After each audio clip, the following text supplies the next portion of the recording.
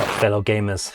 Welcome to my review for Ghostwire Tokyo. I know what you're thinking, ghosts, supernatural spooky stuff, all set in Japan. Gotta check this out. Well, hold on to your controllers or keyboards, because this game is about as exciting as a Ghosts Groundhog Day in Shibuya. Actually, that sounds kind of exciting.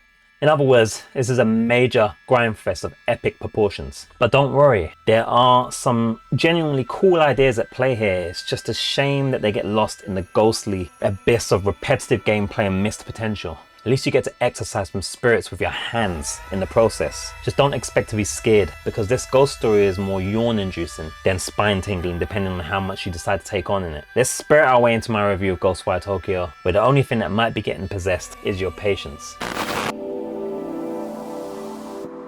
Ghostwire Tokyo is a 2022 action-adventure game developed by Tango Gameworks, headed by Shinji Mikami, but not to be confused as a game developed or created by him. It's actually created by a different director, designer. It's actually not even a horror game, even though some people confuse it for that possibly.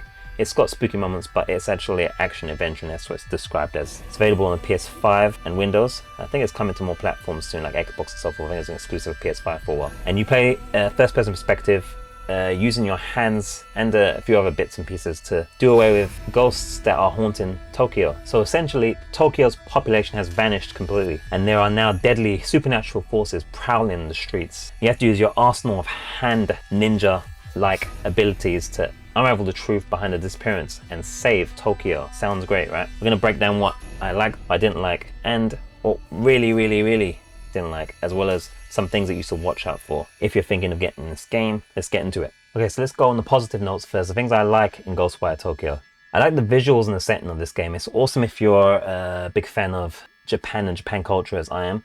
Someone that's learning Japanese, so konnichiwa gozaimasu to all of you out there. It also has good voice performances, although I'd recommend that you go with the original Japanese voices. The dubbed ones just feel really out of place. Sounds really weird when someone's going, "Hey guys, what's going on in Shibuya? What we're gonna do here? Come on, let's go!" Like, no. Stick to the dub in the non-dub in this case. Now the combat is fresh as well. The mechanic style, first-person shooting with your hands, your fingers, really cool. Makes a nice change from using guns all the time or things like that you might be used to. Imagine having like a freaking Warzone or something with Call of Duty Warzone with your fingers instead of your guns.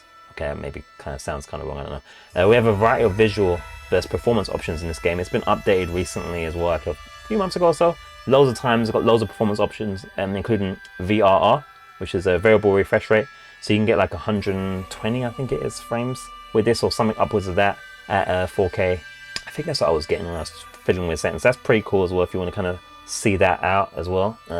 Especially if you've not really worried about ray tracing so forth, because this game can kind of, it's not the best performance otherwise, so you might want to go with that option, with that option right there. It's pretty good. DualSense with this game, I played on the PS5, I should mention. Awesome. It's utilized really nicely. It uses a touchpad as well, and it's nice when you kind of feel the rain on the controller and what have you. It's one of the better DualSense experiences on the PS5 that you can have. Touch mechanism that they have in the game can sometimes be a little bit overused or what have you, but you do have the option to kind of just skip that, so that's kind of more of a dislike. I shouldn't really be speaking about that at this point.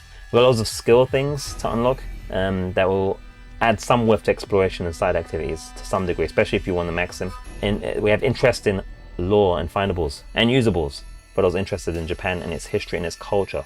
There's loads of that, and it's difficult to tell which is real and which is BS, but it's very cool if you're interested in the culture of Japan, and it will definitely help you enjoy this game even more. There's lots of looting and finding big cash deposits, which can be quite satisfying hearing that ka-ching sound, especially in the early parts of the game. And then we also have a nice little thing I put here, is that it gives you a little bit of a warning towards the end of a side quest that is undoable.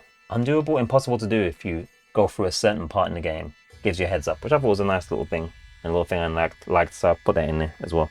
Okay, them's is the likes currently. Oh, I forgot to mention, you can pet doggos. It gets old really fast, but you can pet doggos, man.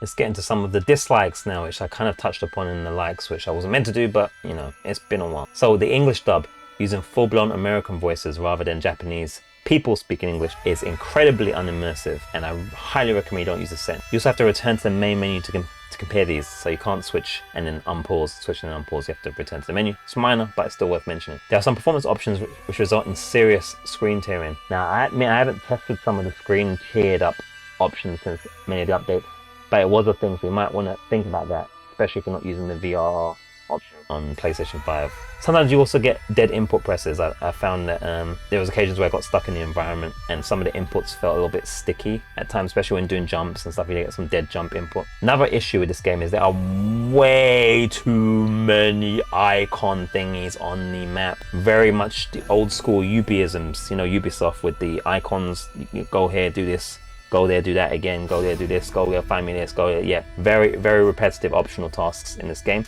They are optional, but if you are a bit of a kleptomaniac, or you kind of are tempted a lot by being kind of a fake completionist like me, sometimes this game is going to tempt you and you're going to hate yourself for doing all the optional tasks unless you're really in the mood for a grindy, old school open world experience. These tasks are very, very repetitive. And speaking of side quests, they are very hit and miss.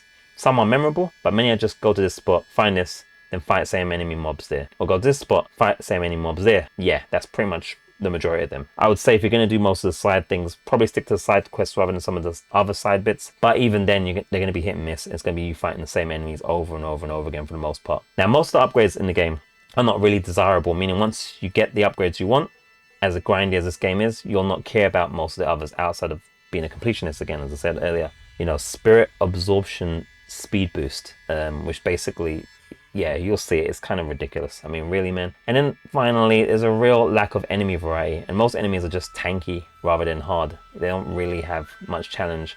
I think I only died once in the game, and that was when I was doing some recording to have some of these clips that you're seeing to enjoy while listening and watching this review, hopefully. Otherwise, it's really lacking in that way. That's why you want to kind of get it done as soon as possible. Then you have a better opinion of the game than I have. Okay, finally, the ugly, the things that really didn't like.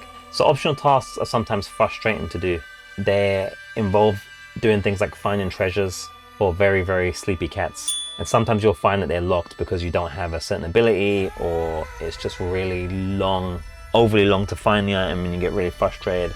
You can climb up a building trying to get to a thing, fall off by accident, or maybe you get knocked off by an enemy or something, and then it just takes forever to get the item again.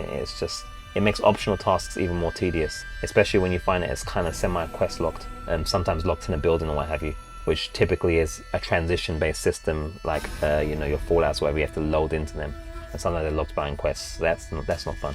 The game generally contains too much busy work and grinding. It benefits if you're into that kind of mode where you want to kind of have a grindy completionist type thing, but otherwise it's just too much. Some of the vital upgrades to survive or simply speed up some of the overly long survival fight moments in the game are the reason that you're going to want some of these, but again, it just takes so much busy work to get some of those things so that you can survive a little bit more.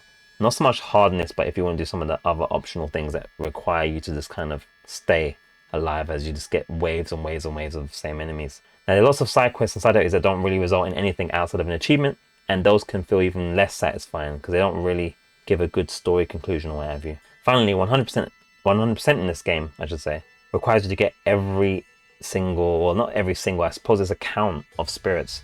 I finished the game at 186,000 out of 240,000, or something along those lines, which would take loads of random generating, traveling, going to the center of Shibuya for a certain event, and then it would also require it would just take a lot of time. It's really ridiculous. One of the most ridiculous, grindy goofiness that I've ever seen put in a game. Not good.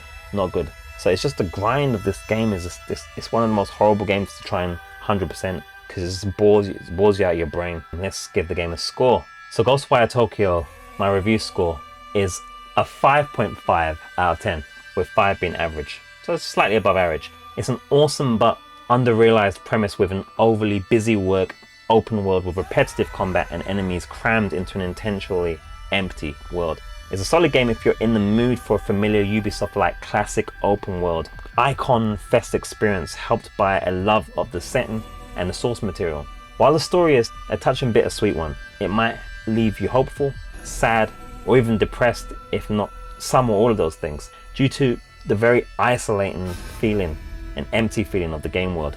I'd recommend sticking to the main quest and then maybe trying each side event activity at least once, and if only then, if you can still stand it, then you can continue to do more and complete the rest. Otherwise, I'd just stick to the main and side quests only to avoid all the wasted loss of life, doing all the padding that might make you enjoy the experience as far less as I did. Thanks for watching. Check out the other review on the screen or something else that YouTube has suggested for you to watch, because YouTube knows all. Assuming you're watching on YouTube, maybe you're listening on a podcast thing. I don't know. Let me know what you think of the review in the comments. Sayonara gozaimasu. Oh man, so it could have been so much better.